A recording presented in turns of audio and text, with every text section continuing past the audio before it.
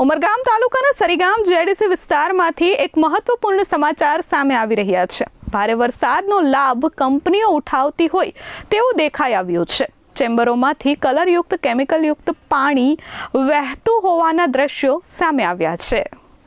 ઉમરગામ તાલુકાના સરીગામ જીઆઈડીસી વિસ્તારમાં ભારે વરસાદમાં પ્રદૂષણે માથું ઊંચક્યું છે। સરીગામ જીઆઈડીસીમાં કલરયુક્ત પ્રદૂષિત પાણી ખાડી તરફ વહેતું હોવાના એક્સક્લુઝિવ દ્રશ્યો સામે આવ્યા છે।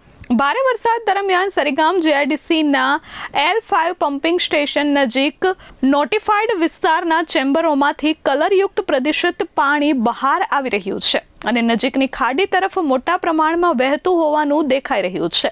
સ્થળ પરથી સામે આવેલા દ્રશ્યોમાં મોટા પ્રમાણમાં પ્રદૂષિત પાણી ખુલ્લેઆમ વહેતું જોવા મળે છે। ટીવી સ્ક્રીન પર જે દ્રશ્યો જોઈ શકો છો તેમાં મોટા પ્રમાણમાં પ્રદૂષિત પાણીની નદી વહી રહી હોય તેવી પરિસ્થિતિનું નિર્માણ થયું છે। આ પરિસ્થિતિને જોતા પર્યાવરણ તેમજ જળચર જીવસૃષ્ટિ પર ગંભીર અસરો થવાની શક્યતા વ્યક્ત કરવામાં આવી રહી છે। જો આ પ્રદૂષિત પાણી ખાડીમાં ભળતું હોય તો તેનાથી જળ સ્ત્રોતો અને પ્રાણીઓના જીવન પર પણ વિપરીત અસર પડી શકે છે।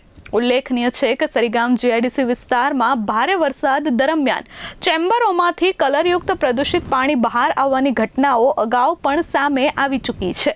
આવી પુનરાવર્તિત ઘટનાઓના કારણે સ્થાનિકોમાં ચિંતા વધી રહી છે। આ સમગ્ર મામલે ગુજરાત પ્રદૂષણ નિયંત્રણ બોર્ડ દ્વારા તપાસ હાથ ધરવામાં આવી હોવાનું જાણવા મળ્યું છે। તપાસ પૂર્ણ થયા બાદ જ પ્રદૂષિત પાણીનો સ્ત્રોત, જવાબદાર એકમો તથા આગળની કાર્યવાહી અંગે સ્પષ્ટતા થશે।